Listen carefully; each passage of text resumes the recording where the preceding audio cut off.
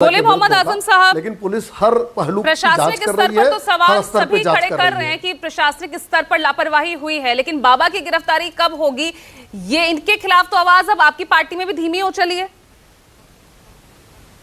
पूजा जी, ये पूरी घटना बहुत ही दर्दनाक है। सभी मृतकों को हम लोग भावभीनी श्रद्धांजलि अर्पित करते हैं और उम्मीद करते हैं, आशा करते हैं कि जो घायल हैं वो बहुत जल्दी स्वस्थ हो जाएंगे।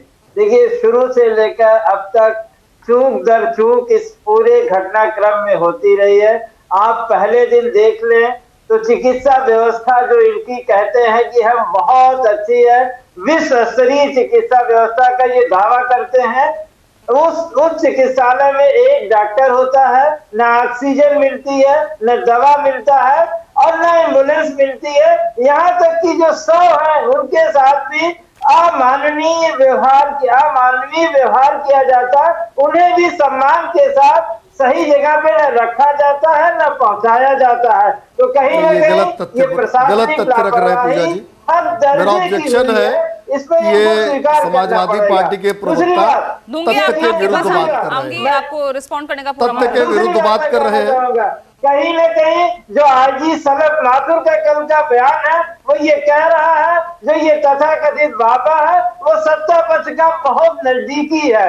अगर सत्ता पक्ष के साथ इतनी उसकी नजदीकी न होती तो आज वो कहीं न कहीं इनके गिरफ्त में होता। सत्ता पक्ष इतना बड़ा, लेकिन आपकी पार्टी के नेता भी तो कह रहे हैं ना, ये हादसे होते रहते हैं, ये आस्थावान लोग भारी संख्या में पहुंच जाते हैं। हादसे की जिम्मेदारी जब कौन देखेगा? ये तो प्रशासन की जिम्मेदारी है ना कि असली मुजरिम कौन है।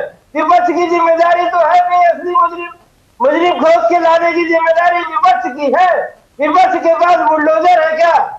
विपक्ष तो आवाज उठा सकता है जब इसमें असंवेदनशील। तो अखिलेश यादव जब बोलते हैं तो वो सरकार की, प्रशासन की लापरवाही तो बताते हैं, लेकिन बाबा की गिरफ्तारी जल्द से जल्द हो इस पर कुछ नहीं बोलते।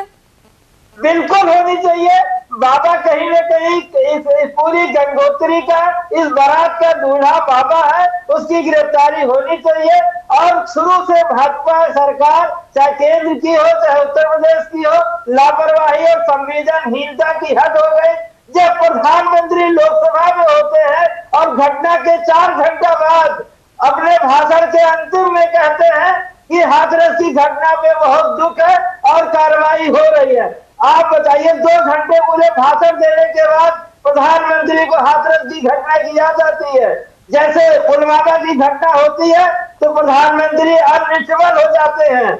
यही असंवेदनशीलता भाई, ये तो सवालों के घेरे में है ही कि घटना 12 से 1 के बीच की है, जानकारी शाम को आती है सामने। ये तो ऑलरेडी सवालों के घेरे में है ना। लेकिन राजनीतिक सरकार की पूरी प्रशासनिक मशीनरी, एलआईयू की लापरवाही है और पूरा सिस्टम फेलियर है। अब इसको ये चाहे जो नाम देना चाहे। ठीक है, 10 सेकंड मनीष जी आपको दे रही हूँ, उसके बाद मैं अरुण राजभर जी के पास जाऊंगी। मनीष जी 10 सेकंड। नहीं, देखिए, मैं राजनीतिक बयानों में नहीं फंसना चाहता था, लेकिन पूरा प्रदेश और देश जानता है कि भोले बाबा का राजनीतिक संरक्षण और राजनीतिक कनेक्शन अखिलेश यादव, रामगोपाल यादव के साथ, उनके बयान इसकी पुष्टि करते हैं।